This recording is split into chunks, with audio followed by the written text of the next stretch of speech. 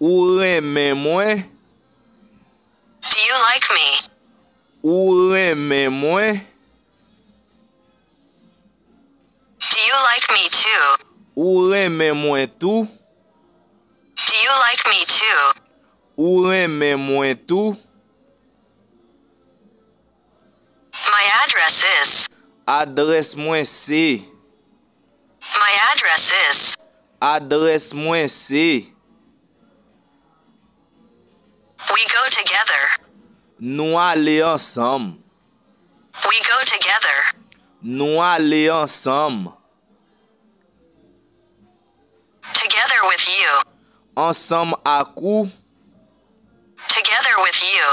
Ansam ak ou? Together with me. Ansam ak mwen. Together with me. Ansam ak mwen. Where are you now? Ki kote ou ye kounye ya? Where are you now? Ki kote ou ye kounye ya? Where are we? Kote nou ye. Where are we? Kote nou ye. We are at home. Nou la kay nou. We are at home. Nou la kay nou. That is the teacher. Sa se profese ya. That is the teacher. Sa se profese ya.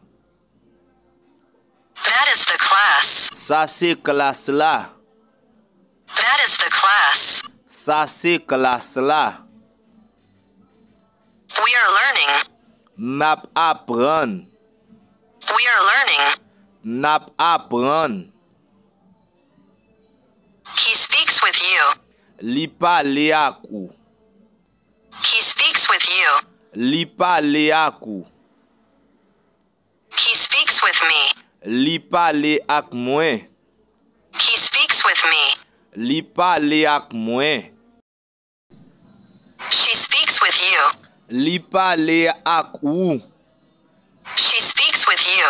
Li pale ak ou. She speaks with me. Li pale ak mwen. She speaks with me. Li pale ak mwen. Remember me. Sonje mwen. Remember me. Sonje mwen. Tomorrow I will work again. Deme map travay anko. Tomorrow I will work again. Deme map travay anko. I work at an office. Mwen travay nan yon biwo. I work at an office. Mwen travay nan yon biwo. Who is that? Ki es sa? Who is that? Ki es sa? Peter is a student.